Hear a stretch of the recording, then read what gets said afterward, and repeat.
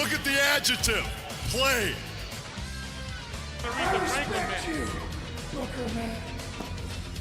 I have half the brain that you do. I told you. Hold on. Now is the franchise going to take the Viagra? Gonna put some butts in the seat. Hello there, wrestling fans, and welcome to episode 61 of Because WCW, the podcast, where the big boys play. My name is the Twisted Genius Dean Ayers, and I am joined as ever by my co-host, sports journalist, editor of HookedOnWrestling.co.uk, Mr. Liam Happ. Well, I usually say good evening, but in this instance, it is good afternoon to you, Liam. It is good afternoon, and good afternoon to you too, Dean. I'm not worried. I'm just too busy wondering if one of these days the microphone's going to pick up me subtly mouthing along to you saying, the podcast, where the big boys play. And you're just going to hear that little trace, as you're saying, of me just going along with it. And although the audio would never pick this up, I might as well give the game away now. I do wave my arms around as I'm mouthing it. So hey, there's some insight. Look at the adjective, Liam. Podcast. Exactly. But how are you doing? I'm good. Yeah, I'm in.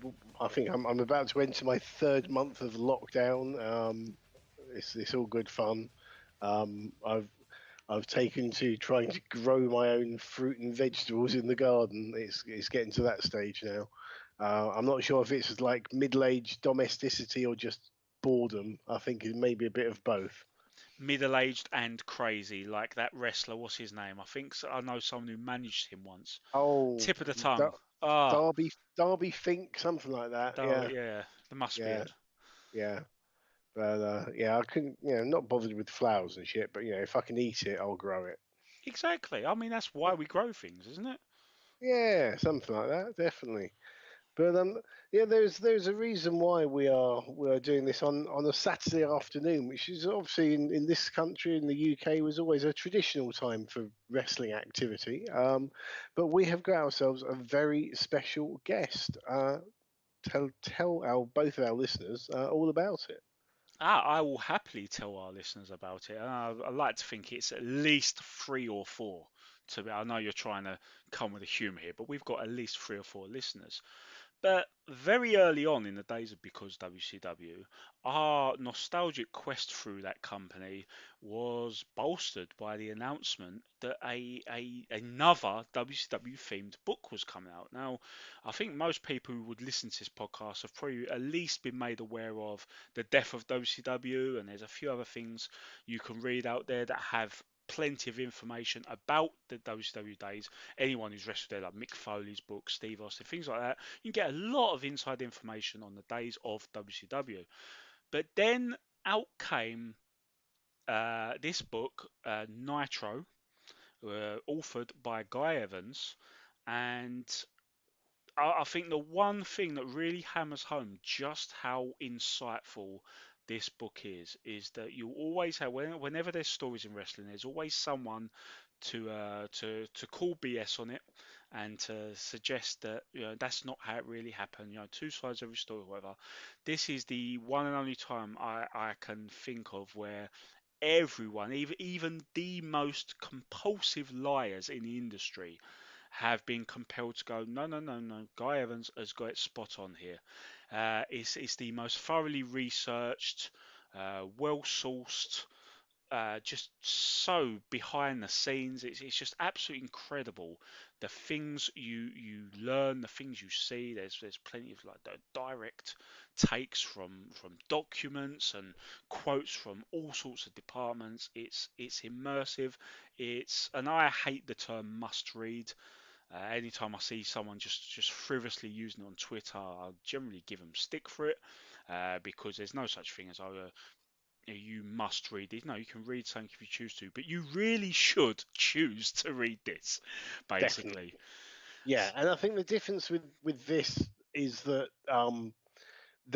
it's not just talking to people within WCW itself. It is talking with people in TBS and other parts of the Turner Corporation and Time Warner Corporation, and so it's not just looking at the wrestling side; it's looking at the corporate side, and this seemingly constant battle between the image and perception of professional wrestling and how that fits in or doesn't fit in, as the feeling is, with the corporate world and the corporate image of the Turner organization. That's something definitely want to touch on with our guest today, who will be along in any second now. The author of that book, as you say, Guy Evans. So this is going to be a different kind of interview. You know, we've spoken before with people who were there, people who are in the trenches. You know, we've spoken to Dave Penzer, Jeff Jarrett, and just a couple of episodes ago, Lady Blossom, Jeannie Clark. You can go and check back on all of those on our website, because www.podbean.com, or wherever you get your podcasts from. Um, I'm looking forward to this, because I think this is going to be a different kind of interview, but it's going to be fascinating. Absolutely. I mean, we've touched upon the insight available in the book, and I'm looking forward to seeing just how much insight we can get. You know, picking the man himself's brain about putting this book together, maybe some additional obstacles he encountered while putting this together, and yeah, it's going to be good stuff. I'm also looking forward to finding out exactly what WCW meant to him as well, and we're hoping to ask him about that. Uh, yeah, there's so many angles to look at this from, but the book, yeah, we can't recommend the book highly enough. All bases are covered, no stone is left unturned, and especially as you said, with the whole corporate view of it, the many things we've heard over the years about how, yes, it was the suits that killed WCW because they never wanted it in the first place, and other horse shit like that. Let's face it, they wanted it absolutely fine when it was doing great. Even if there were some problems with things like advertising and the certain image it set, there were definitely things that people didn't like about it, but they didn't find it quite that easy to offload WCW in, say, 97, 98, when it was a cultural zeitgeist. So yeah, there's absolutely more to it than that. The book shows that, and it'll be great to dig a little deeper with Guy himself about those topics, because whenever you hear someone say, "Oh yeah, it was the fault of standards and practices, bro," not going to name any names, or other such excuses, this book cuts through all of those, and it's going to be so good to speak to the man behind the book. Yeah. So just before we bring Guy in, just want to tell you about the fact that we are part of now the Hooked on Wrestling podcast network. So the website itself, hookedonwrestling.co.uk, you are the editor of that site itself, Liam. However, our podcast is one of many that are on there, including Three Beers Deep, looking back at pivotal moments in wrestling history. The Hooked on Wrestling podcast itself, most recent one looking at theme tunes and entrance music. The Hot Tag Wrestling podcast, but one that I particularly like as well is Seconds Away. It's Nighttime. That's with Stevie Knight, a veteran of the British wrestling industry, and he welcomes different guests from British wrestling. He's most recently had Doug Williams, and a man who travelled the globe before Doug, Tony St. Clair, a very underrated star on the continental Europe and New Japan Pro Wrestling. So basically, you've got a range of podcasts there that can while away the hours while we're all stuck indoors. If you go to hookedonwrestling.co.uk and click on podcasts at the top there, you'll be able to download everything straight from there. It's a fantastic site. I do say so, even if you're the editor and I write for it occasionally. No one ever said we weren't biased. It is fantastic, though.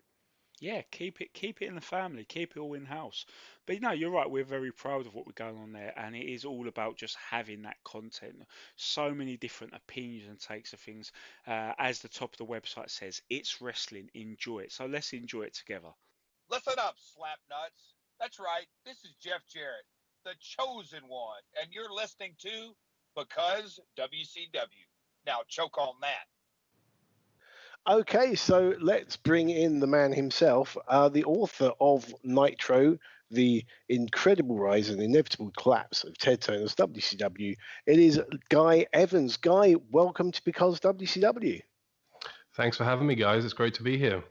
Thank you very much for taking the time to speak to us. So we are here, as we said. It's a Saturday afternoon. It's early morning over in New York. You are quite literally an Englishman in New York. Well, a Welshman, I got to correct you there, but carry on. Wow, I beg your pardon. Terrible insult. I beg your pardon there. No worries. So I guess really the first thing to ask is how did you get the idea for this project? How did it come about? Yeah, it's an interesting question. So I suppose, like many people listening to this, I was made a fan of wrestling in general and WCW specifically back in the mid to late 90s. So during that boom, as you guys know, I don't have to tell you, that was something that we felt on our side of the pond as well. Wrestling was certainly getting a lot of mainstream attention at that time, and that's when I became a fan. Is in the Monday Night Wars era. And when WCW went away, that was really sort of the extent of my interest in wrestling, I think. Probably some of that had to do with the age I was at the time, but also I think there was kind of a collective realization that once the two companies came together, so to speak, it wasn't quite going to be the same as it was before. So I think I stuck around for about a year or so to sort of see how they would integrate some of those WCW performers, and somewhere around the NWO invasion, if you remember that, of WWF at the time. I think that's when I sort of checked out for a little while. And strangely enough, it wasn't until TNA made their attempt to essentially, I would say, kind of start a resurgence of the Monday Night Wars in some form or fashion. In 2010, it wasn't until that time that wrestling really got on my radar again. And I think it was a friend of mine reaching out and saying, this is quite interesting. You've got Hulk Hogan and Ric Flair and a lot of these guys from back in the day. They seem to be like having another run at it. And I really started thinking about wrestling again. And it was at that point that I started diving into some of the other accounts of the WCW story, and kind of went down that rabbit hole, and I found them all to be very entertaining and very useful as a fan to go back and piece together what happened. But I still had a lot of questions in my own head that I didn't think had been fully answered, and I thought there was probably a different way of doing a book about WCW that might be interesting to people. So to make a long story short, several years after that, somewhere around 2014 or so, I sort of said, well, if no one else is going to do it, then I'll give this a shot. And little did I know what as I said to you off the air before we started recording, what a slog that was going to turn out to be, because, at the end now we have a 600-page book, which, is informed by over 120 interviews, and it took about 3.5 to 4 years to put it all together. So wow. It was a long process, but very much well worth it. And do you have any background in writing before this book? Yeah, I do. My background in writing really is related to the work I've done in academia. So that's really my background, is doing academic writing. I've written, prior to this, book chapters and journal articles and things of that nature, but never a standalone book, So that was a challenge in and of itself to put together something of this magnitude. So it wasn't as if I'd never written anything before, but certainly nothing like this. I see. So how did it go from being an idea in your head to a reality, into this thing that I'm holding in my hands right now? That is genuinely what your book, by the way. I know, it could be anything, but it is genuinely that book. Well, it's something that really evolved over time, because I knew from the outset that I didn't really want to go down the road of here's some random person's opinion of what went well and what didn't go so well with WCW. I think there were already other accounts that probably covered that base. So I thought it'd be interesting to hear from as broad a cross section of people who are associated with the company as possible, because on a lot of the documentaries, that we've seen produced by the WWE over the years, I think you would agree that a lot of times you're hearing from the same voices, and some of those voices are very valid and very much attached to what was going on in the company. Other times you're hearing from people who weren't even working with WCW at the time, or are looking at it retrospectively, having not being involved in the process. And you're sort of seeing the familiar faces, the same talking heads again and again. So originally I thought it would be nice to have representation from all of the various departments within the company. Now, of course, as that went on over time, that grew to encompassing more and more people within those departments or within those divisions, and then a lot of input from those who worked on the corporate side. And I think that's really the aspect of the book that people have highlighted the most. Is I think this is really a book I would like to think more so about the relationship between Turner Broadcasting and this professional wrestling company, as opposed to kind of a week by week, blow by blow summation of what happened on the shows. I think that's a difficult balance to strike, and hopefully I did get there, because of course you can't ignore the actual on-screen product, but all of the shows are on the network now. I mean, anyone can pull up whatever they want if they want to find out what happened. So I think the deeper story was really that dysfunctional relationship, and that's kind of what I tried to use to tie together everything in the book. Absolutely. I mean, that is certainly one running theme throughout that did feel unique to me. It was that there was this wrestling company that just didn't seem to fit in with the corporate world of Turner, then Time Warner, but wouldn't ever go away because Ted Turner loved it. It seemed to be that it was just that. I think you mentioned like the analogy of the ginger-headed stepchild somewhere in the book, but it is a constant battle that is described throughout the entire period that you cover, I think. Yeah, and I think you sort of have to go back at that time and remember, of course, there's always been a stigma associated with pro wrestling and by extension wrestling fans. I think you could make the argument that perhaps some of that has eroded over the years. I think a lot of that has to do with how fragmented media has become, and how something like wrestling now, I would argue, has become more of a niche sort of has more of a niche following. Very, very passionate, fan base certainly, who follow the product today, and obviously still an audience that's appealing to TV networks and advertisers. You just have to look at some of the TV deals over the past couple of years. But certainly back then, when it was really imperative for a company like WCW to appeal to a mass audience, because so much of their viability as a company was based around the advertising sales that the programming could garner.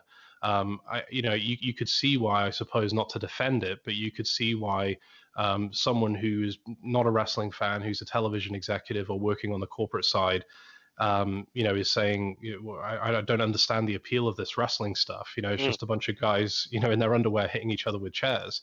Now, as people who, and I'm sure many people listening to this who follow it and know a lot about the business, I think, it's such a fascinating form of entertainment. And, personally, I have so much respect for people who are involved in it. I think it takes a hell of a lot of skill to do what these guys do. It's, to do it on command, live in front of an audience, and hit the ball out of the park as often as they do is just incredible. But to a non-adherent of the genre, a non-fan, someone who doesn't know anything about it, you could see why it would be a little bit mystifying.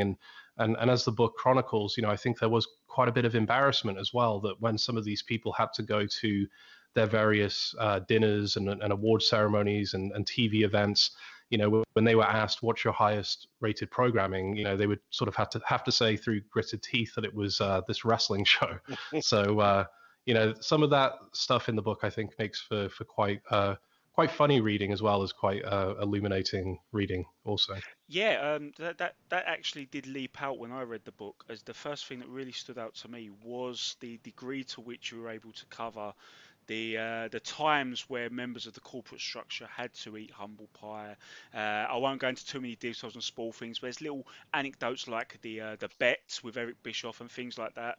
And the reason why these things stood out to me is if you think about all the other sources we've had for the times of WCW before this book came out, and a lot of it comes through WWE themselves. You know, history is written by the winners.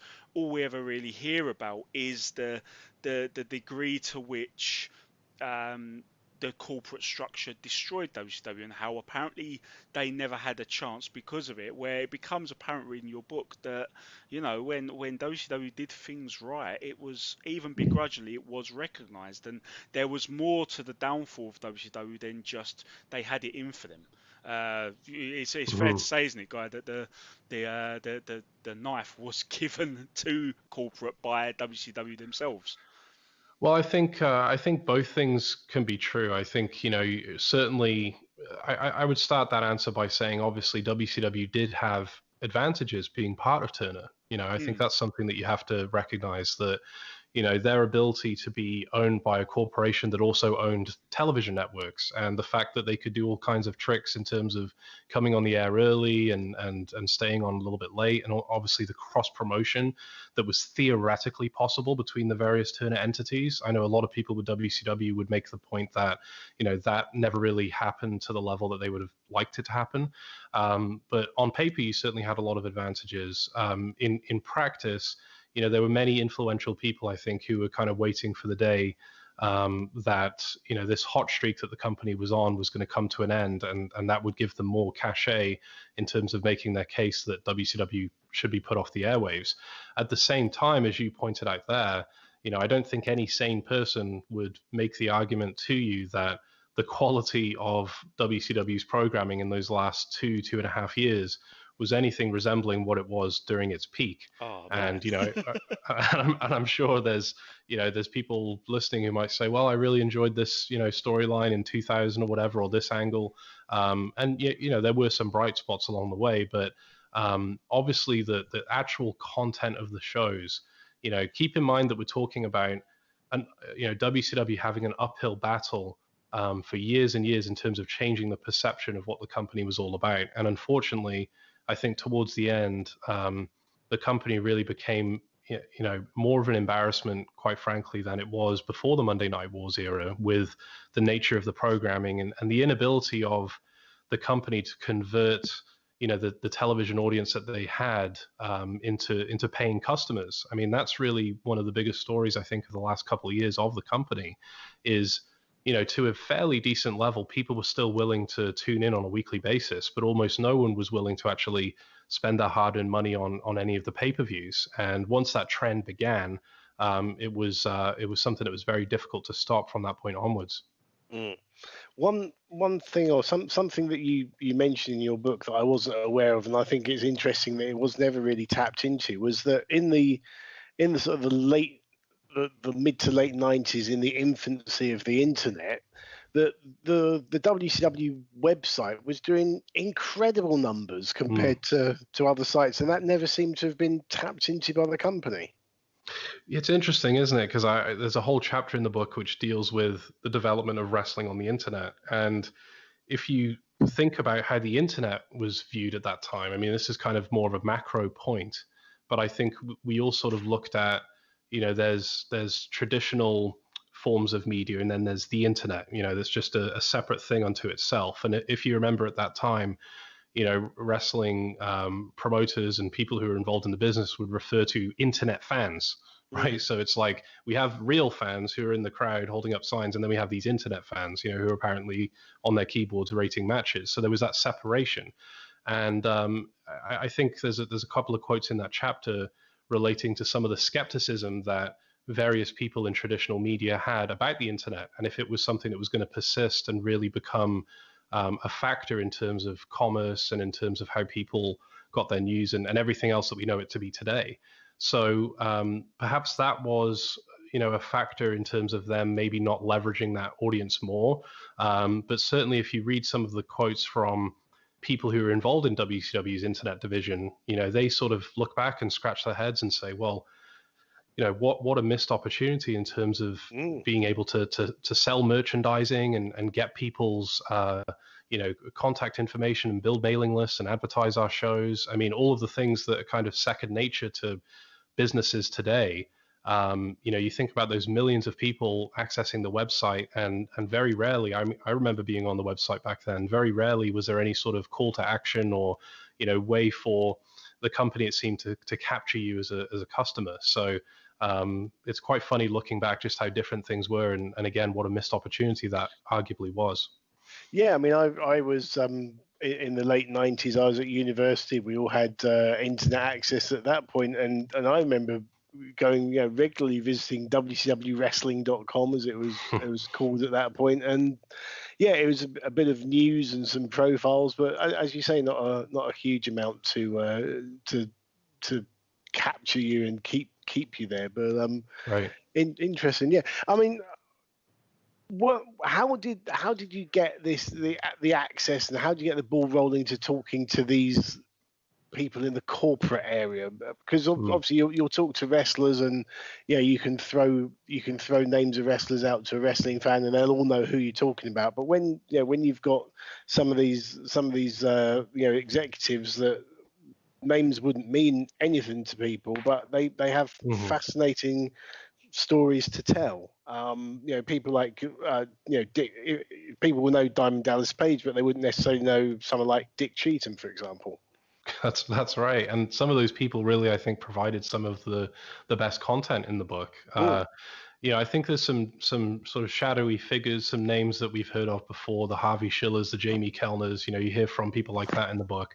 But in terms of getting access to those people, I was probably as surprised as anyone else reading the book that I was able to really go as far as I did and talk to as many people as I did.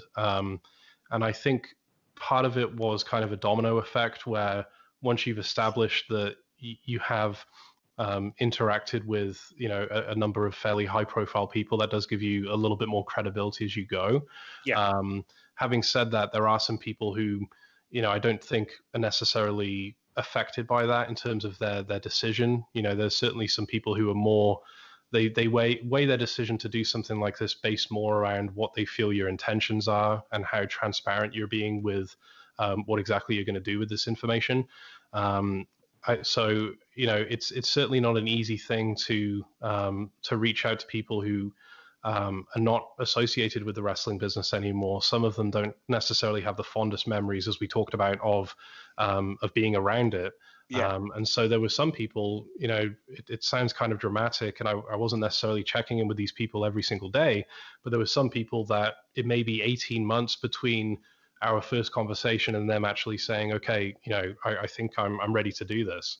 So you definitely needed a lot of patience. And, sometimes when I was kind of giving my pitch to people, you kind of feel like, one false word or one sentence that doesn't exactly match up with what they had in mind could kind of spell the end of the whole thing. So it was like a very delicate balancing act. And, I'm very appreciative to all of those people, because without them, it wouldn't be anywhere near, I think, what it is in the end. Yeah. Wow. Very interesting. Out of curiosity, who's the first person you spoke to? That was kind of random. There's a VP of WCW, Rob Garner. For whatever reason, I honestly don't remember why, but he was the first person that I spoke to, which would have been in January of 2015, and the book came out in July of 2018. So at that point, I think I thought I knew what I was doing, but looking back on it now, if I was to listen to that interview, I probably would kind of cringe a little bit, because I was kind of feeling my way and trying to figure things out. And he was an example of someone who had been associated with the company for over 10 years, as a high level person within the company, and had turned down interview requests ever since WCW was sold. And this was the first time, I think, to my knowledge, he came out on the record and said a lot of things. And so again, you have to be really just grateful and appreciative for people like him to help you out, because again, without them, I don't think the book would have resonated the way that it has. Wow, thank you for that. And did you get anyone either on the executive side of things or on the wrestling talent side of things? But did you get anyone who was just flat refused to speak to you? Yeah, I mean, of course, you're going to get some people that there were some people who weren't willing to speak on the record. So you try to compromise with them and say, well, let's see if we can talk on a background only basis, or just have a conversation that's not going to make its way into the book. So in most cases with those kind of people, that was the end result.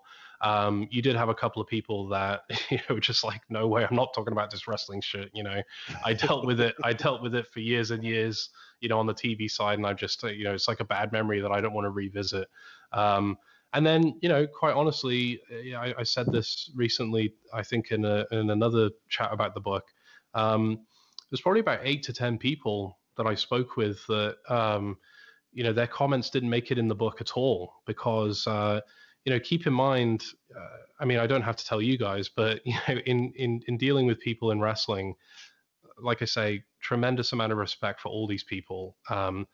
But inherently, a lot of people are sort of working. They're trying to trying to get across, Yes. trying to get across something, and you've got to be able to sit and listen and really pick apart that sometimes because I can remember a couple of people in particular that they were sort of using this, I think, as an excuse maybe to level some scores, to get back at some people, and telling you things that you just know are factually just totally incorrect.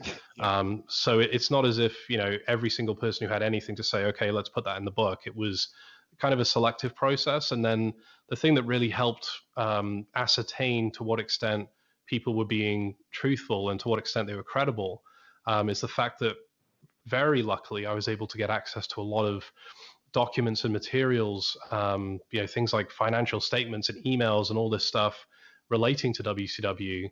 So if someone was talking to me about the company's financial performance, as they're talking, I can just pull out my folder and look at, are they in the ballpark or are they just pulling this, out of where? So that was also helpful as well.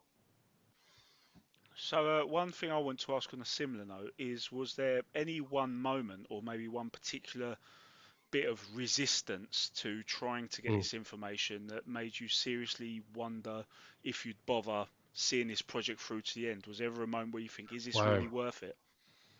Well, that's a really good question because I know I can give you the exact moment. So I had a conversation with Brad Siegel. I think I mentioned this somewhere at the back end of the book, maybe in like the acknowledgements or somewhere in there. It's in there.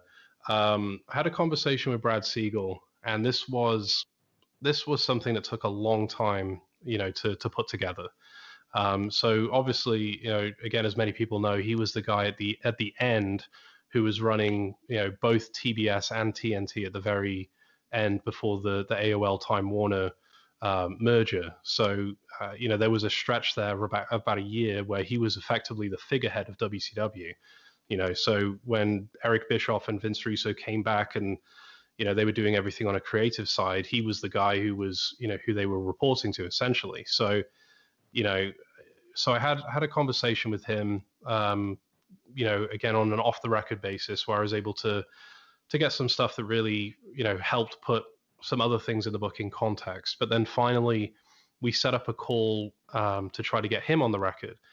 And at some point, fairly early on in the conversation, I remember him saying, I'm not sure about this. I'm going to need to speak to my representation. I may need to get some kind of something in writing because I don't know if I want to be quoted as saying certain things. And he said, can we just do this the way that we did before, which is just kind of a talk on background only. And I kind of made the point. I said, well, I think based on the fact that a lot has been said, about yourself and your involvement with the company, I think it's really important to get you on the record here. So he said, okay, here's what we're going to do. He said, give me a week and I'll reach out to my people or whatever. And I mean, you guys can probably guess what happened next. That was the last time I spoke to him on the phone.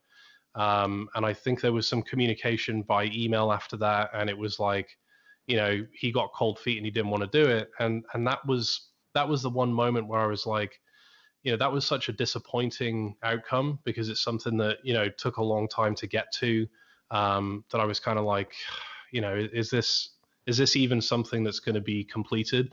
So that kind of, setbacks like that, they do kind of affect you for a short period of time, but then that was outweighed by, just overwhelmingly so many other people, in similar positions within both TBS and WCW who are just more than willing to talk and help.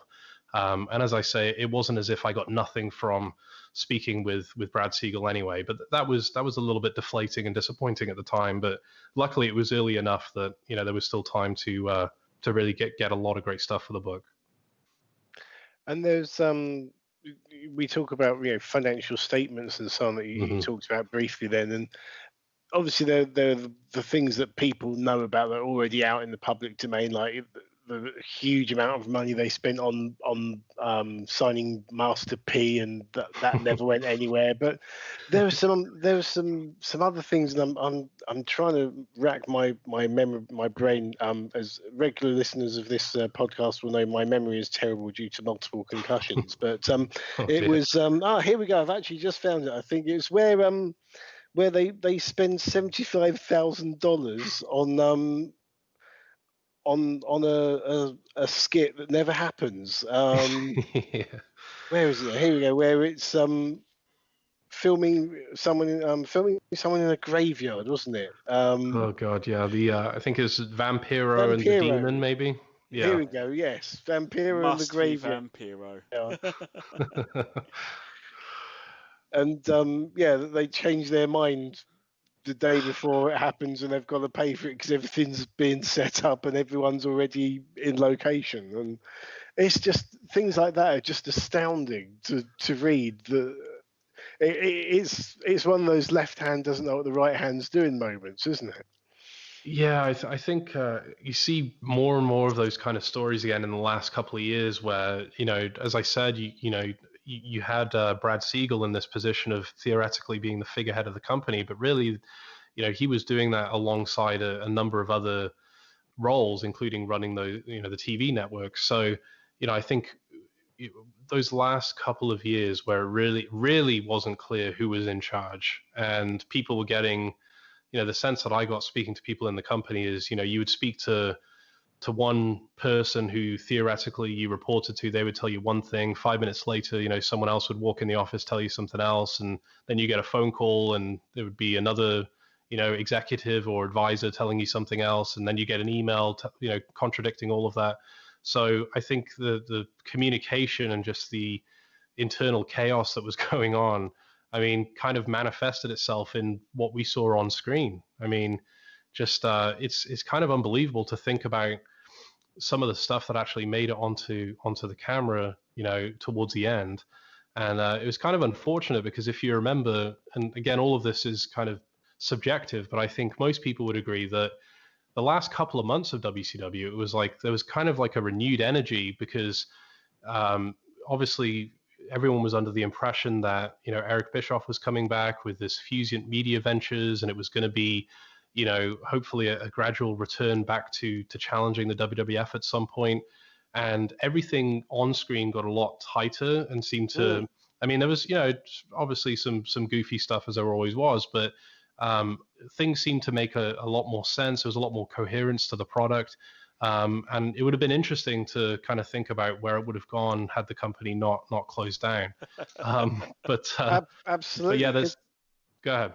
No, I was going to say we've covered the very last pay-per-view. I think the last two pay-per-views, and that is something that we've definitely picked up on here. Is that ironically, as it was going, it was coming back together again. We beat ourselves up on a regular basis about that, especially me, I think. Well, Liam has written a year's worth of what ifs. But yeah, just in general, like I think for me and a lot of those two fans, that guy is absolutely spot on. Those last few months, they were just like a little it's just like a little period unto itself where you can go back and enjoy it. And if you do that on the WWE Network, which you can now, which is great, but you do that and you kind of dig it and you're like, oh, this is the side of WCW I like as the consumer. And then you kind of get to the season finale where it all ends and you just end up sad again. So it's a no-win scenario. But I think you've made a really interesting point there about the management, and when you compare that to their competitor, the WWE, who have this great constant throughout the last 30 plus years, where everything stops at Vince McMahon's desk. And if you're getting told conflicting information by someone, you can ask Vince and he will tell you, and that is the definitive answer. Whereas, as you say, you've got different people at different levels and a constant change of management and change of philosophy. And surely that had to have hurt the WCW WWE war from WCW side of things. Well, think about this. Ed Ferrara, who of course came in with Vince Russo in October of '99 from the WWF. He made a very interesting point once where he talked about it was almost like clockwork in the last couple of years, where every 3 months a huge change would be made, right? So you had October of '99, him and Vince Russo come in. So now you go forward 3 months, January 2000, Vince Russo is gone home.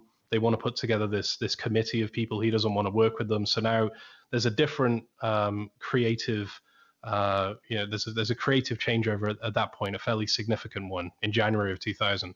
Well, now we fast forward again another 3 months, and all of a sudden now Eric Bischoff and Vince Russo are back. And so the committee's gone, and it's the dream team, the guy who built up WCW, the guy who really helped WWF come back in the ratings, they're together. Now we go forward again 3 months, and if you remember that splash at the beach, so now Eric Bischoff is gone. Hulk Hogan, he's gone as well. So now it's Vince Russo and a different committee of people for a while. 3 months, October, now Vince Russo's gone. He has the issue with concussions and everything else. He's out of the picture. Another 3 months, that's when the Fusient takeover supposedly happens. And then, almost 3 months after that, the company closes down and Vince McMahon appears on Nitro. So how, again, we're talking about the on-screen product because that's, as fans, that's what attracted us to WCW and that's what we focus on the most. How were you ever supposed to build any continuity or anything that, had a long-term payoff when literally every 3 months there was a huge shakeup and a huge change? And whatever you think of those individual entities or people involved, I think I've never worked in wrestling, but I would like to think it's probably pretty difficult in a 12-week span to really build anything substantive. So just absolute chaos, really, when you think about those last couple of years. So we have covered a fair amount of the wistfulness and the negative, and I suppose with WCW it's hard to get to positive aspects, and we found that through 60 episodes of this podcast so far. That's exactly what we found ourselves in. But there are definitely a few really enjoyable positive things that came out through the book that I'd love to talk to you about. One of them, probably my favorite part of the book, was the in-depth account of one of the very early New World Order moments, which was the infamous Invasion Nitro, which culminated in them Kevin Nash lawn darting Rey Mysterio into the side of the trailer. And this book provides so much insight into putting that episode together. And even though I'm not exactly sure what I would ask of you that would add on top of what the book already covers, I felt it would have been remiss of me if I didn't at least bring that up and maybe get some more accounts from you from gathering up at night, because even when people talk outside the book, it's one of the things they speak of most fondly, and it was just such a crazy night of production. Yeah, it's funny because what I realized putting together that particular story, and I'm glad you focused on that because that's one of my favorite parts as well, is sometimes when you talk to people involved about stuff like this, they'll kind of give you a stock answer at first, like, oh yeah, it was a great moment, lawn dart threw Rey Mysterio into the trailer, whatever. It was, made a big splash. Then when you sort of follow up and probe a little bit further, you realize that, you know, a lot of these things, actually, there are still people involved who remember this stuff to a lot of detail, you know, especially on the production side. And if you're willing to kind of stick with it a little bit more in a conversation, you can piece things together. And I think what was most interesting about that story was just learning about the process of how that came about. And, you know, I think there's some detail in the book about, you know, Kevin Sullivan is there with a group of people, and, you know, he's soliciting these ideas, of course, adding his own, and then putting them into, you know, an order on a single sheet of paper, you know, and of course, you know, involving production in that process, and then taking the group outside to kind of do a dry run with the cameras. And of course, as you know, as they went through that, they would sort of adjust and make certain tweaks, and, oh, we thought that was a good idea, but actually let's do it this way instead. And, you know, just to picture that creative process, that collaborative process of all of these voices involved, and how they put all that together. Again, I think that gives you kind of an appreciation of when wrestling is done really well. Again, just what an amazing form of entertainment it is to do all of that, you know, fairly close to showtime, you know, under time constraints, and to try to synthesize all of these different ideas. And, you know, again, I don't have to tell you guys, but, you know, keep in mind there are people sometimes who are suggesting things for their own benefit, and maybe have ulterior motives and agendas that aren't necessarily clear. So to wade through all of that and come up with something that's good for everyone, you know, I think that's an amazing talent. And, you know, again, it was a lot of fun being able to lay that out for people, and I'm glad that you picked up on that. Another memory from that era as well for me is that, again, as I said, I was at university, and I would get tapes of Raw and Nitro sent to me on a reasonably regular basis, and I remember watching an episode of Nitro shortly after the infamous Hogan heel turn, and some friends of mine who weren't wrestling fans came in and were wondering why Hulk Hogan was dressed in black and had a very strange looking stubble and was having rubbish thrown at him, and, you know, I had to explain, Hulk Hogan's turned bad. And I still remember to this day one friend of mine, and literally her mouth was just like, she gasped, her mouth was open, jaw virtually hit the floor, and Hulk Hogan's turned bad. And I think this was the heel turn that almost went beyond wrestling, because Hulk Hogan was known in popular culture more than any other wrestler probably at the time. And I think that's something, you know, that's really captured in this book as well, just how much of a massive cultural impact on wrestling that one heel turn had. Oh, absolutely. And I think, again, as we talked about before, you know, keep in mind that back then, I think it was really important for WCW in the position that it was in to kind of have these, you know, Brad Siegel called them these big ideas or big concepts that would make sense to advertisers who weren't necessarily thrilled about getting involved in wrestling. So if you could sit these people down in a room and pull up a tape and say, well, look, here's what's going on in our show right now. We've got, you know, you remember Hulk Hogan, right? Big star from the 80s, All-American guy. Well, you know, he's turned bad, and he's wearing all black now, and he's leading this band of, you know, wrestlers from Vince McMahon's operation, you know, who are invading WCW, and we've kind of got this conflict going on.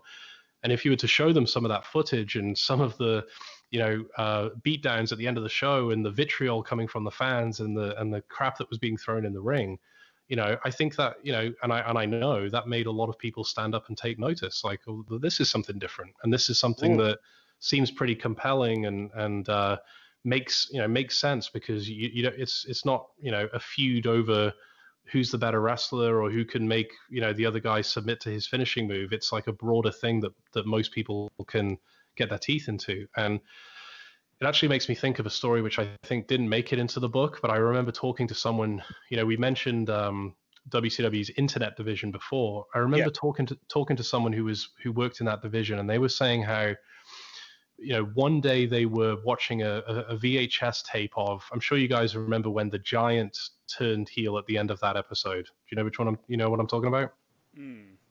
Well, I suppose he did turn heel a lot, but the first time when he joined the NWO. Yeah, because Okay, he was yes, like Yeah. he was like one of the first guys to actually join the original three, wasn't he? That's right. So this would have Yeah. been like, I want to say maybe like September '96 or something. But anyway, he was, he was in his office watching that show, and I remember him saying that, next thing he knows, he has all these people coming into the room, like, wait, rewind that for a second, let me take a look at what just happened there. And I remember he talked about, having a crowded office full of these people in suits that you would never expect to even care about WCW. And I think that's something maybe as wrestling fans that we don't always see is, what grabs the attention of people who wouldn't usually watch. And again, it's not like today where I think the WWE has, a base of fans that they can leverage for their network and everything else that's going to continue to make the company, profitable for the foreseeable future. Back then you really did have to draw in the mass audience and do things that would make, think about Dennis Rodman, showing up on Nitro. You had to do things that would make, the casual fans take notice. So just amazing stuff when you go back and look at some of those shows. Was there anything that springs to mind where you would have watched something happen in WCW as a fan at the time that maybe didn't make an awful lot of sense, or you viewed it one way, and then when you spoke to these people and found out about the behind the scenes reasons that something happened, a light bulb went off in your head and suddenly it made a lot more sense, or you viewed it totally differently? Maybe when Roddy Piper went to Alcatraz, that was probably one that, like, at the time you're like, what's going on here? Like, why is he locked in a cell? Like, why is he ranting? Why is he on a boat? And I don't mean to suggest that, like, oh, now it makes all the sense in the world, but that was a story that we go into in the book with the help of Neil Pruitt, who was the voice of the NWO, one of the major producers with WCW, actually someone who's really become a good friend of mine. And there's a podcast that we've put together called Neil Pruitt's Secrets of WCW Nitro, where he goes through a lot of these stories. And, him providing the context as to what they were asked to do and what the overall concept was, it kind of made me say, okay, well, now I get it. But just seeing it, at first glance as a fan, you kind of like scratch your head, like, of all things, why would they do that? But if I guarantee, if people haven't, read the book, if you pick up the book and read that one story and then go back and look at the promos of Piper at Alcatraz, it'll make things even more entertaining for you. I've got to say that out of everyone featured in that book, Neil Pruitt is one of my favorite people in that book. It's just some of the things that he has to do. Company, amazing. And I there's another story he tells in there where, just came to mind as you were saying that, where, people might remember the first NWO pay-per-view, which I think, for the most part was kind of deemed a disaster. But there was a great opening video, where Eric Bischoff was at this podium and he's addressing, the NWO fans, and he's kind of threatening WCW wrestlers that if you're not going to join us, this, that, and the other is going to happen. And he tells a story in the book about being at Uno's, about being at this pizza restaurant in Chicago. And basically him and, a few other production people just kicking around ideas and helping flesh out the concept. And again, it's just very interesting to hear because, maybe I'm sort of naive, but prior to going into this book, you kind of picture, something like that is being done in a conference room, and someone's laying out, all of these different timelines and plans. And a lot of times you realize, like, a lot of the best stuff that you remember was just kicked around casually at the bar or in a restaurant or on the way to a show, leaving a show. And I think a lot of times that's where a lot of the magic happens. So he definitely has quite a few good stories in the book. Yeah, that's exemplified. Another little tidbit I remember you documenting was the dressing rooms with the bottles and glasses of wine around everywhere, and that kind of also really, really sums up. But yeah, a lot of creative energy comes from that. Not that I'm saying this for experience or anything. Oh no, of course not. No, good. You mentioned about really getting into WCW as a fan with the Monday Night Wars. Obviously, this book documents a little bit of just before the Monday Night Wars as well. Was there anything? Was there anything before or maybe just outside your remit as a fan that was really eye-opening to, like maybe one, I don't know, like a wrestler or a show or a development, something that really wasn't on your radar before you made the attempt to piece this all together, that the book kind of made you a huge fan of? Oh, that's a good question. I think it's interesting because you go back and you look at some of those pre-Nitro shows. Like it's tempting to think that, if you didn't know any better, you would think, okay, WCW is just this kind of there's nothing happening basically. There was no bright spots, and then all of a sudden Nitro comes along, and next thing you know, Hall and Nash and things start happening, and they kick into high gear. But obviously, there were some bright spots prior to the Nitro era. The performers that WCW had on the roster. I mean, I've seen people since I started the book. I'll have people send me different sort of memorabilia and posters and whatever else they have laying around. They'll scan them in, send them to my email, and from time to time, people will send me like, here's a house show, card in 1994, and you look at some of the names, and it's like, okay, Ric Flair is on that list, Ricky Steamboat is on there, Sting, Hulk Hogan, like just Steve Austin, like Macho Man, like you could go down the list and see there's 20, Hall of Fame people who are on these shows. So I think in a way that kind of enhances, our ability to go back and see some of that stuff now, where in the moment it may not have seemed like a big deal that, Steve Austin had a match with Randy Savage, but then when you pull it up on YouTube today, knowing what happened with Austin subsequently, it gives it a deeper meaning. So, I think, I suppose to answer your question, I did develop an appreciation that although on a business level, there was certainly a lot of stuff going on that wasn't very positive prior to Nitro. Creatively, there was definitely a lot of bright spots, and for people who were with the company basically from beginning to end, someone like a Neil Pruitt, he wasn't there right at the beginning, but fairly close to it. He'll actually often be more inclined to talk about what happened in 92, 93, 94 as opposed to what happened during the Nitro era, because it became so big at that point and they were producing so much programming. I think to many people it kind of all blends together. So hopefully that answers your question. Yeah, and it's funny you touch upon that just pre-Nitro period, well, just pre Hall and Nash period, because we are running through the Nitro episodes as like a watch-along thing. One of the different series we do on this podcast, and one of the things me and Dean have made note of many times is just how different the whole structure of it all is. Before you're right, it definitely did take a different turn when Hall first showed up on May 27th, I think it was, coming up to the anniversary of that. But yeah, like it felt a lot of the time where Nitro obviously was this vehicle that Bischoff really wanted to push WWE, but a lot of the time until Scott Hall showed up, it came across as the number 2 show still behind Saturday Night.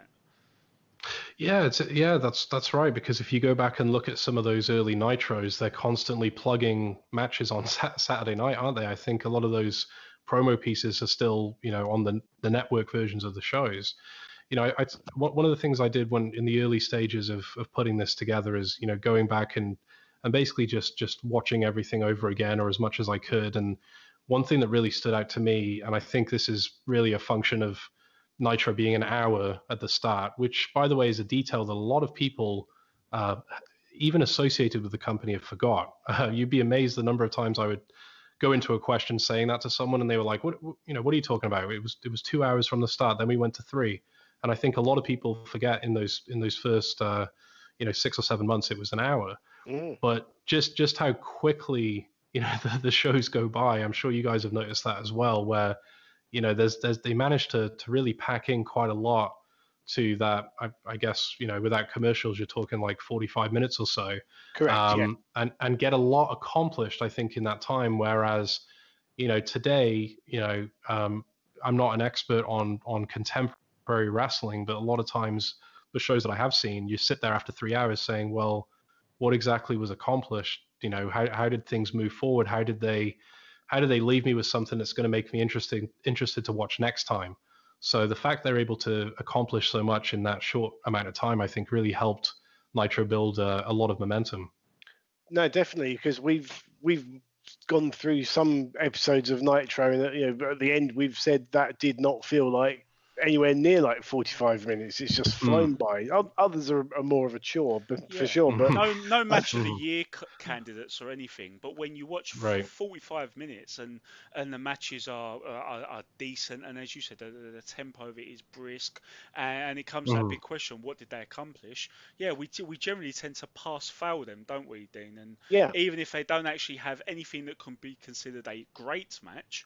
It's just even in retrospect, it's 45 minutes of enjoyable television. It's incredible. And I think the fresh matchups as well. Yes, definitely. That's right. And I think the thing that WCW did really well, especially at the beginning and going into its peak, was the variety. You know, you could, if you were a fan of the luchadors, you know, there would be something for you. If you were a fan of, you know, the star power, then you're going to get the Hogans of the world, etc. in the main event. You know, you're going to get the technical wrestling with Benoit and Guerrero and Malenko. You're going to get the international flavor, whether it be the European style with Regal and Finlay and all these guys, or the Japanese imports, you know, wrestling in a different style. And I think that, you know, that was something that a lot of people remember quite fondly about WCW, is there really was something for everyone. And over time, you know, if you were attracted to a particular part of the show and then ended up sticking around for another segment, you'd invariably become a fan of someone else or something else on the show. And having spoken to both, you know, Kevin Sullivan and Eric Bischoff for this book, I think that was a conscious effort on their part. Is, you know, they used the example of like a buffet. Like we don't just want to give everyone the same sort of plotting style. We want to give them a fresh look in every single segment. And definitely, when I think about those early shows, I think quick. You know, it was very bright. You know, in terms of the presentation, there was a lot of energy, a lot of variety, and actually, you know, some of the best shows to go back and watch are those shows in the embryonic stages. Dungeon of Doom aside, that's a different story which we can talk about, but I'll put that to the side. I don't know. I mean, we are very fond of Kevin Sullivan, Master of Disguise, where they'd have all these segments where he'd be dressed up as a Baywatch extra or a granny. We were huge fans of that.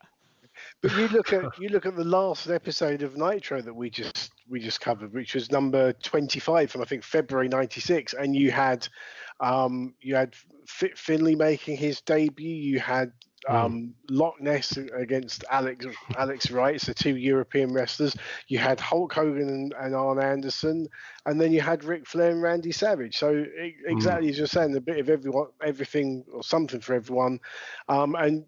Yeah, similarly, arguably the most successful British wrestling promoter, Brian Dixon, uses that same buffet analogy, and it's something that we've brought up on previous episodes many times. So it's good to see that Kevin Sullivan and Eric Bischoff have the same philosophy.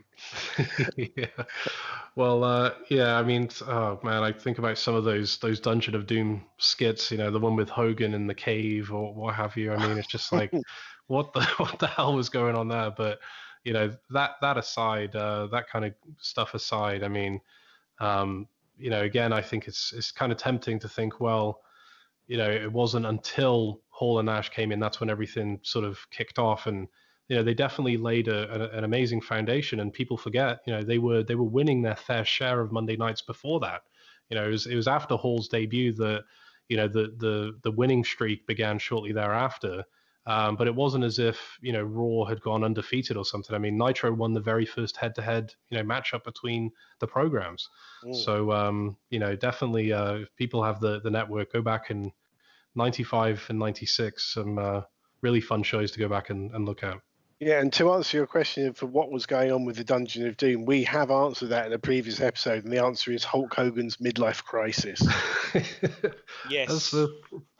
Probably as close to an explanation as anyone could come up with, I think. It's been amazing. Do you know what? If you wanted to do a second WCW book, we would strongly recommend just looking at what was going through Hulk Hogan's mind from 95 to 96, because most wrestling fans tend to, they use derogatory terms about his selfishness, but going through it bit by bit, in retrospect, we can't help but feel sorry for him. Well, I think he's kind of his character was in limbo, wasn't it? Because he'd had so much success with this one presentation, and now instead of it being 1987, it's 1996, and obviously the fan base had changed, the culture had changed, and just the sheer inertia of him being around for so long. It's kind of interesting to think about if he hadn't have made that turn. What would have happened to Hulk Hogan? Would he have gone back at that stage to the WWF and had maybe a short-lived sort of nostalgia run, and then maybe petered out fairly soon after? I don't know. I mean, no one knows, obviously, but that move that he made, you talk about all the stars aligning and everything coming together perfectly, not only for the company, not only with Hall and Nash coming in, but also given where he was at with his character and with his sort of waning popularity.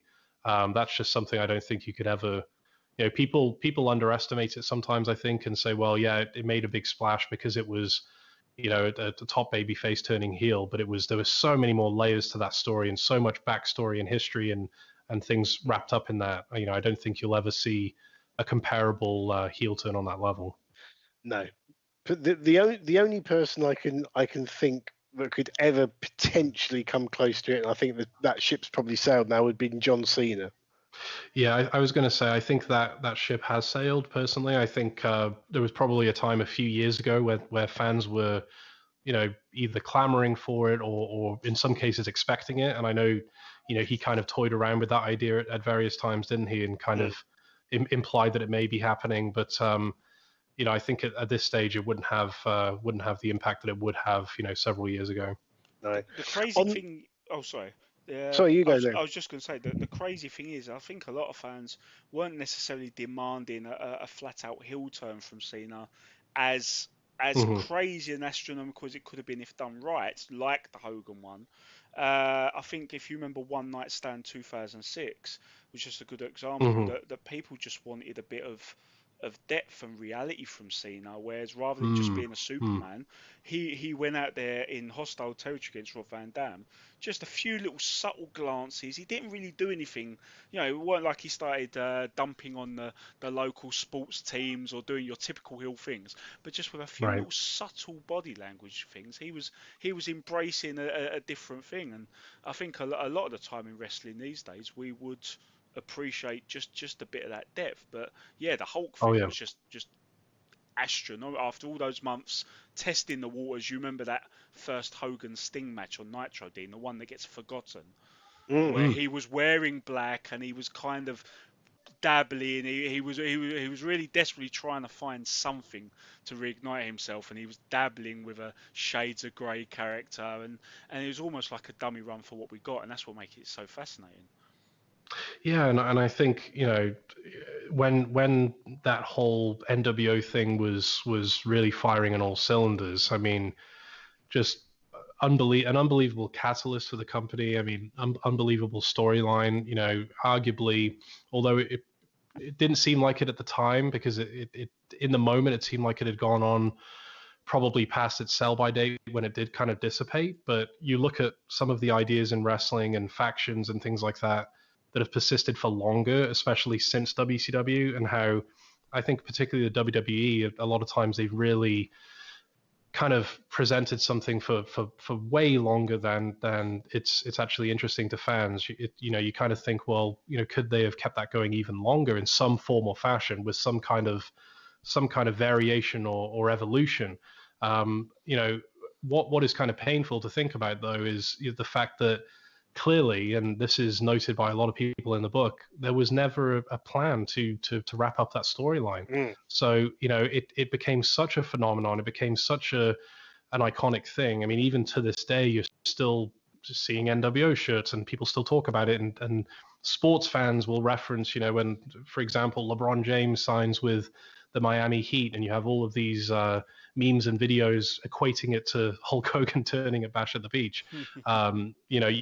It's still something that's very much talked about, but it's just disappointing, I suppose, in a way that they set up this huge dynamic that kind of enveloped the entire program, and everything at one time, related to it, and every character seemed to bring up Hogan or the NWO in their promo. Yeah. And there was never, I think Eric Bischoff says this in a book, some other people say it, there was never a clear idea, how is this going to end up? How are we going to pivot from A to B and, try to present something which is maybe not as compelling, but somewhere in that ballpark. And as a result, you look at those shows in '99 where there's never a definitive end to the faction. It just kind of fizzles out. And I think, that left a lot of people scratching their heads at the time, because you invest years and years into this one storyline, and then there's just really no payoff for it. Absolutely, definitely. I mean, one thing you touched on there that I remember really standing out in my mind was that, as you say, every wrestler, whatever their position on the card, they were talking about Hogan's heel turn at the time, and that was unprecedented. Right. And that is where we had the interview where, you may remember, Liam, we talked about, it sounded like Hacksaw Jim Duggan said, "Hulk Hogan, you smoked my children," and we never did understand what he said. It's that one, but yeah, that stands out in my mind. And also something we've talked about on previous episodes from my limited experience of booking shows as well, is that with a wrestling storyline, my philosophy at least is that you want to work backwards. You start with how you want the payoff to be, what the finale is, and then you work your way back to the beginning, because ultimately the heel gets their comeuppance and the people go home happy, and that's how it should be. But yeah, absolutely, as you say, I think would this have probably been because of the various creative controls in there, that if someone didn't like what was planned for them, they could just say nope and move it? I think it was a combination of a number of things. I think part of this has to do with Eric Bischoff's creative philosophy, which tended to favor, I think, some degree of unpredictability, or I would say a large degree of unpredictability and even chaos. I mean, I think that's something he's been on the record talking about, and a lot of the production people talk about in the book, is that, seeing as it was a live show, he didn't necessarily want, everything to be scripted out to a T. He didn't necessarily want, in the back of every performer's mind, okay, here's how this week relates to the next week, the next week, the next week. And I think when WCW was ahead in the ratings, they had a margin of error. So they could afford to maybe slip up a little bit, or present a storyline that didn't entirely make, a lot of sense. And because, the momentum was in their favor and the crowds were so hot, and the show generally was so good, they could get away with that. Once it became more of a competitive situation, I think that mentality really was to their detriment, because it made WCW very reactive at that point. Once WWF really got parity with WCW in the ratings, sort of spring, early summer of '98, if you really think about it, WWF at that point really became the aggressors, because they were deeply into the McMahon Austin storyline and everything else at that time, and WCW was in a point where it was really reacting to what the WWF was presenting. So that's where you had things like, Bret Hart all of a sudden, turning heel out of nowhere, for example, or, next thing, Sting has been fighting the NWO for 18 months. Next thing you know, he's in a part of the NWO. I mean, all of this stuff happening in kind of like a desperate attempt to turn everything around in 1 week. And that's something that really became a feature of the company once the WWF turned around, was kind of, I think, again, as an outsider looking in, there was a sense that, whatever's happened, we've lost the momentum, we're no longer number one, but if we can just do something shocking, it doesn't matter if it makes sense, it doesn't matter if it actually contradicts the last year of programming, if we can just stun the people and shock the people, we can turn this whole thing around in 1 week. And it just got more and more desperate, as you get into 99, 2000, and then towards the end. So I think, we talked about some of the best moments. I think they were aided by that approach, not to be so rigid and so structured. But the problem is, as it became more competitive, I think you probably did need to become a little bit or a lot more tighter in terms of that approach. Yeah, you mentioned Steve Austin there. Mm-hmm. Do you think had he stayed in WCW, do you think he would ever have exploded in the way he did in WWF, or do you think he would have just been perennially in the mid card? In your opinion? I think, in my opinion, perennially in the mid card. I mean, I don't see any scenario where there would have been the catalyst for him to develop that character. I think what he went through in WCW. Obviously, everyone remembers the promos in ECW where he's talking about Monday NyQuil and Bischoff and all of the rest of it. I think that experience pushed him to evolve as a character and as a performer, and unless he was let go from WCW, that never would have happened. And so I think he probably would have been on a similar level as maybe your Eddie Guerrero's, your Chris Benoit's, sort of maybe upper mid card, mix it up from time to time with the main eventers. But a lot of the wrestlers themselves have talked about this, the fact that the wrestlers actually perceived there to be what they called like a big 12, so 12 main event guys.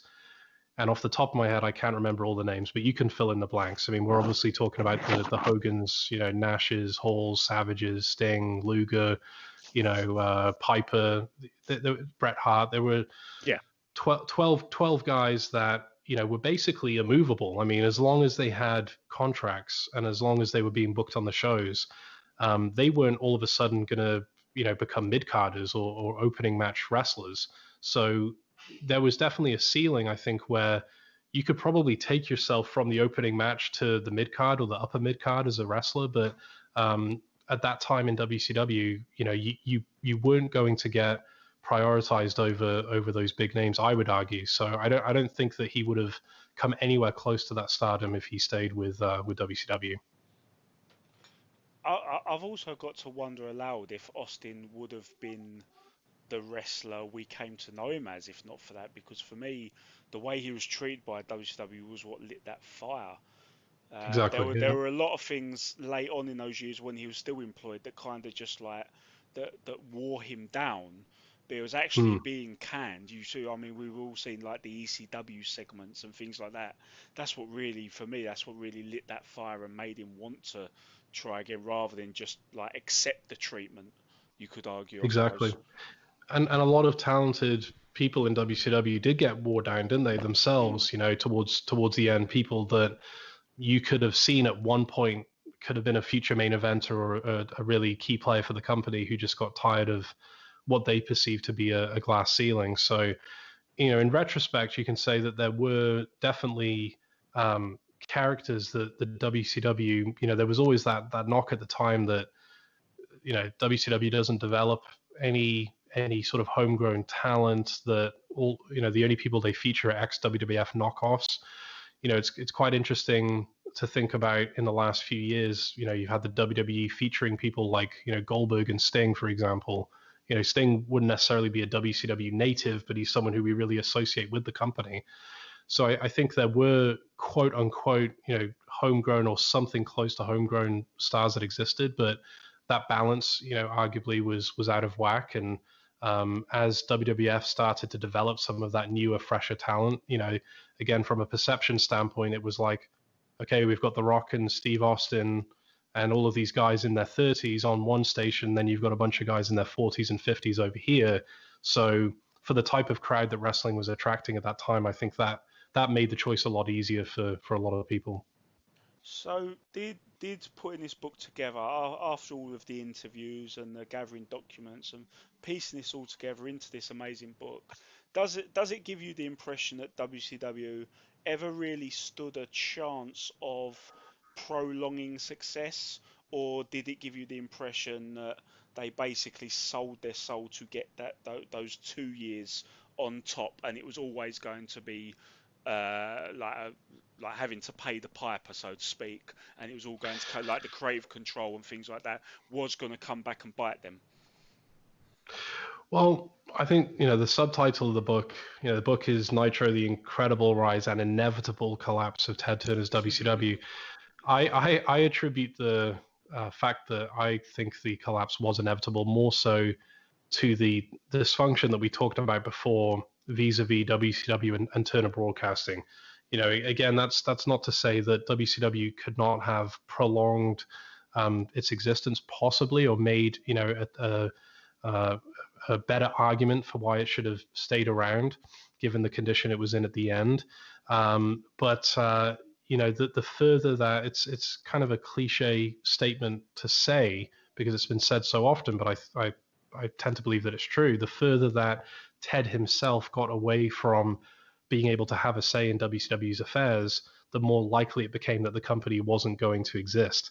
And I think sometimes, as fans, we look at WCW sometimes the same way that we would look at kind of an independent wrestling organization where, again, I've never run shows, but I would imagine there tends to be somewhat of a correlation between your business success and the quality of shows that you're putting on.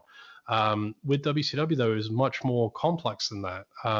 You look at some of the foibles that went on in terms of accounting and how the various revenues that were being generated by the company were being accounted for and where they were ultimately going. You look at some of the expenses that were dumped on the WCW books. You look at the fact that, and we go into this in quite a bit of detail in the book, the success that WCW actually had was a little bit of a double-edged sword, because the way that things worked at Turner was such that the more revenue that a division generated, the more resources they were given for the following year, which in turn, created an additional set of expectations. So in other words, that may have made sense for many parts of their business where you could be reasonably certain that quarter to quarter, year to year, there's going to be some growth. But for something like wrestling, there's obviously that cliche attached to it that it's cyclical in nature. Even if you don't buy into that totally, you'd have to acknowledge that wrestling goes through, hot periods and colder periods. For something like wrestling, that wasn't really applicable.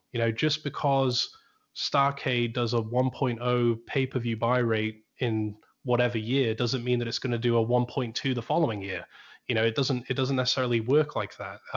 So I think the failure of TBS to get their heads around the uniqueness of this entity and to treat it as something different really was a major factor in WCW's demise, which, by the way, doesn't excuse the fact that a lot of mistakes were made creatively and a lot of mistakes were made internally that definitely would have hastened that downfall.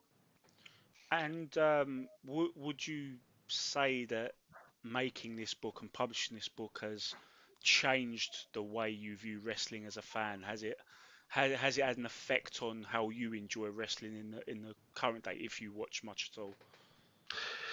Yeah, I suppose, just to be totally honest, it's kind of hard for me to watch a lot of the current stuff. I'm trying to get back into it, but for me, what always appealed to me most, I think, about that time in wrestling was, I don't know if you guys are the same, but I was always drawn in by the crowd reactions and just the excitement of the shows. It was very much like a sports-based presentation in terms of the way that the fans, reacted to what was happening in the ring.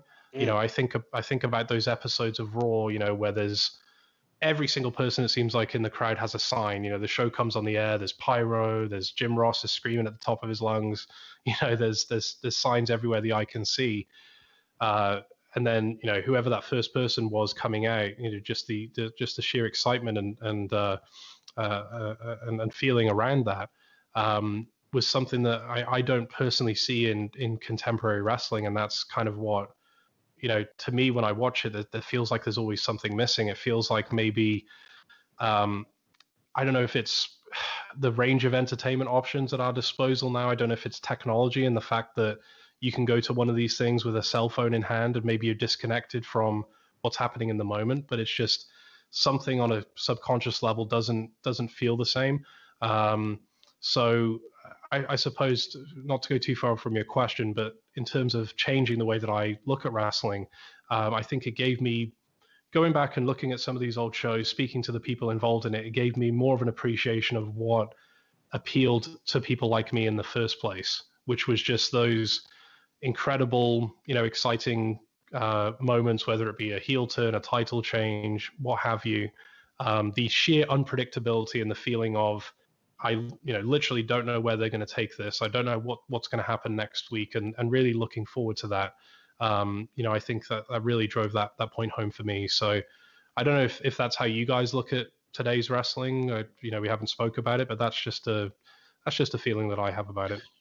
Yeah, I think it's very different. So they'll obviously put aside the current environment where there isn't a crowd, but Right. generally speaking, it used to be, and I think you've said about the big names that they had in both camps, it was about the wrestlers themselves, whereas nowadays it seems to be more, obviously WWE is the only big game in town, but it's about the WWE brand as a whole, and you'll see it advertised as WWE wrestling as opposed to WWE wrestling with Hulk Hogan, Ric Flair, whoever, the names Right. that would have been out at that time, definitely. And I think as well, just not having a competition has affected things, which is when you think about AEW. And I mean, were you surprised to see All Elite Wrestling getting onto TNT television?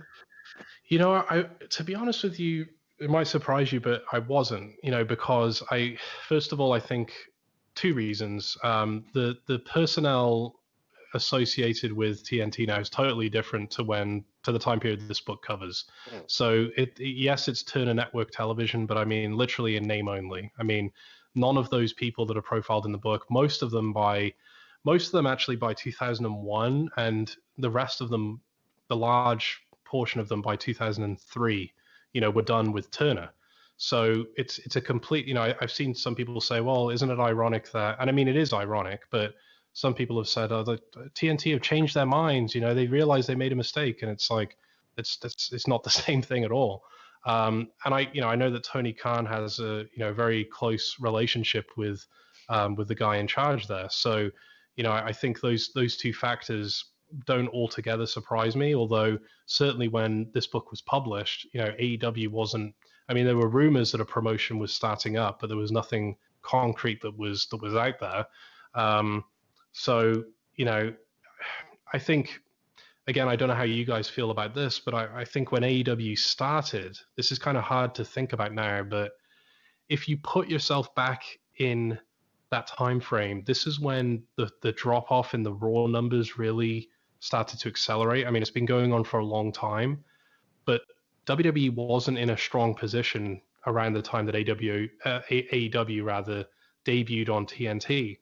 And personally, I may be in the minority here, but I would have loved to have seen them go on Monday nights from the beginning. Now, I know that TNA, that didn't work out very well for them at all.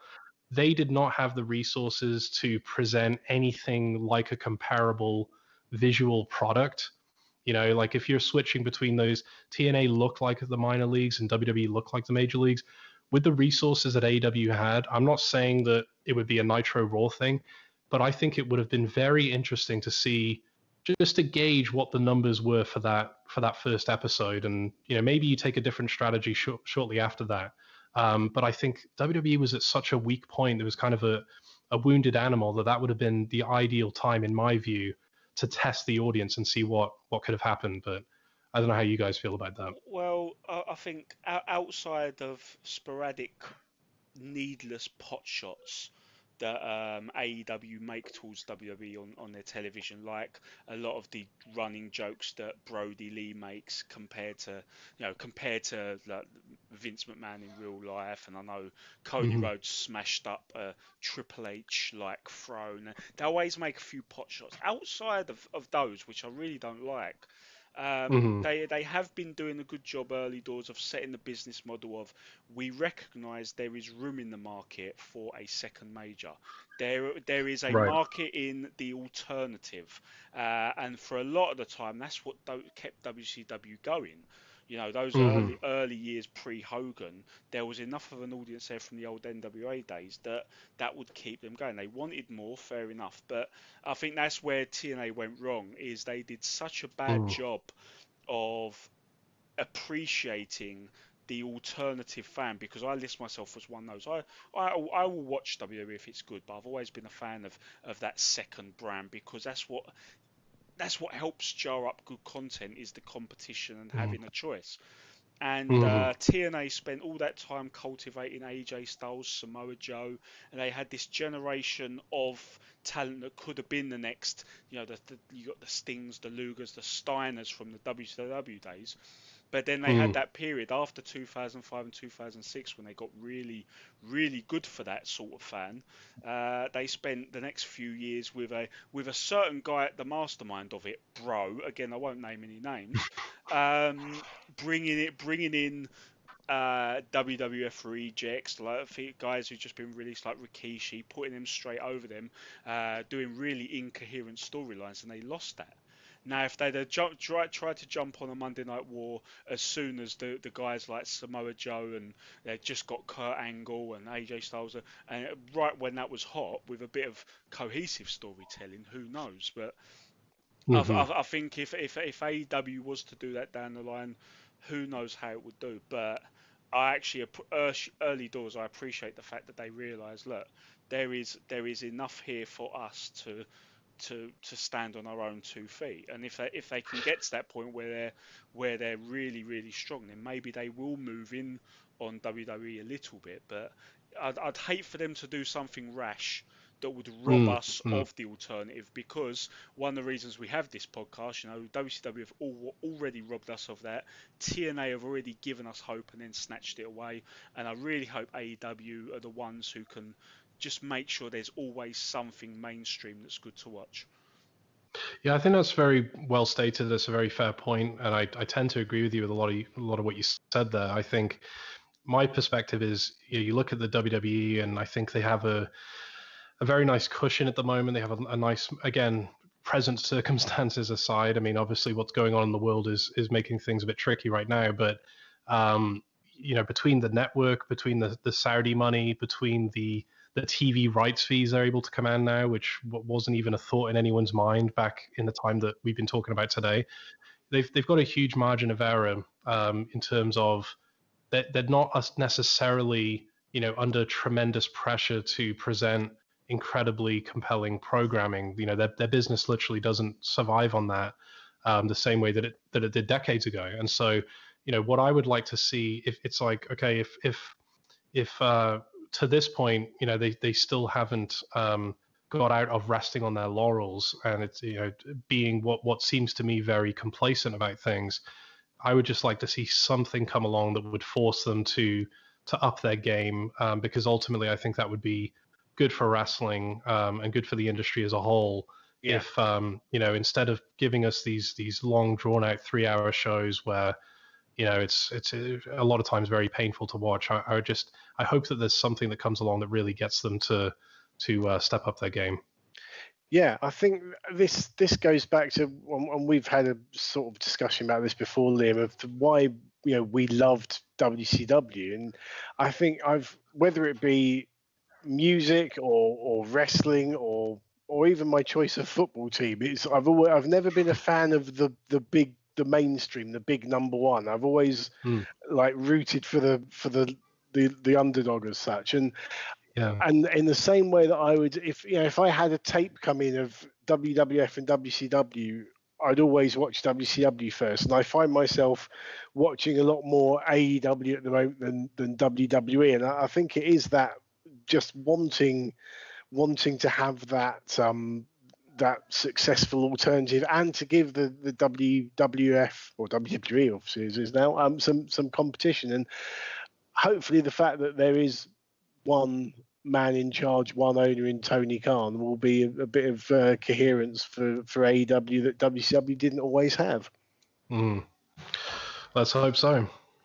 Well, just before we let you go, Guy, just if people want to get hold of the book Nitro, the incredible rise and inevitable collapse of Ted Turner's WCW, I'm presuming it's on Amazon and other booksellers. That's correct, yeah. And guys, I really appreciate the opportunity. It was great to talk to you. And anytime you want to do this again, just please give me a shout. In terms of where to get the book, there's really two places primarily. People can go either to Amazon, and that applies if you're in the US, UK, Canada, wherever. Again, Nitro, the incredible rise and inevitable collapse of Ted Turner's WCW. You can just type in Nitro book and it'll probably pop up. On Amazon, you'll see there's the paperback version, also Kindle version, and we just came out with an audio book, which is right now exclusively through Audible. So if you have the Audible app, or if you again just go on the Amazon page, it's all linked in there. You can listen to the book as an audio version. It's about 17 and a half hours, so it'll keep you busy for a while. And you can also go to wcwnitrobook.com, where you can actually get the book for a little bit cheaper. And if you want a signed copy, you can also get one through there. So Amazon and wcwnitrobook.com. And where can people get hold of you on social media? Yeah, so we have a Twitter account for the book, which is WCW, just at WCW Nitro Book. That's a good place to follow because occasionally, we'll put out different sort of clips and materials and things which could be quite interesting that people haven't seen before. Also, I am planning on continuing to write about this subject, so that's a good place to go just to get updates on that. And you can also just shoot me an email if anyone wants to get in touch at guyevanswcwbook@gmail.com. Fantastic. Thank you very much for that. I do have to ask on the Audible book. In my mind, for some reason, I just had the mental image of the book being narrated by Scott Steiner, and I think that would be amazing. You know what? I wish you would have told me 6 months ago. I would have picked up the phone and made that happen. God damn. Okay, so for the anniversary edition, that's what we're gonna do. I like it. I like the way you think. I'd recommend Dave Penza, another friend of the podcast. Obviously, he's got a great voice for it, and I always remember the anecdote he shared with us on the episode where he joined us, where they had to buy time at Thunder taping. He basically just read off DDP's book to kill time. So he's got experience, is what you're saying. He's absolutely talented at that. He'd be the man for the job, I would argue. I like it. Fantastic. Guy, thank you so much for giving up your time to speak to us. We really, really do appreciate it. So yeah, if you haven't got hold of the Nitro book, then, well, as we said before, we don't say anything's a must read, but this is a must read. Thank you so much, Guy. Take care, and we'll speak to you again soon. Bye-bye.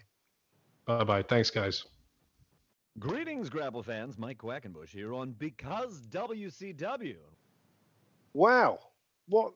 Do you know, I said it about Lady Blossom. I'm going to say it again. What a nice guy. Quite literally in this case. Yeah, it's really reinforcing your point of the last few months of what a golden age for podcasts. Golden age, Liam. That was fantastic. We knew it would be great insight, and it didn't disappoint. And what I really liked about him most was not only did he answer all questions about all topics, it was great when it just sometimes devolved into a good old fashioned natter by three really passionate guys about WCW. Yeah. You get the impression with the three of us when we're allowed back in bars, we could sit in a bar somewhere and talk about those two all day. We really could. Although I did feel a bit bad about right at the beginning there calling him English and then finding out he was Welsh. Yes, for those of you outside the UK hearing this, we just want to establish that is like the worst thing you can do, and that may be worse than Dean just did something worse than the last episode where I had to bleep myself.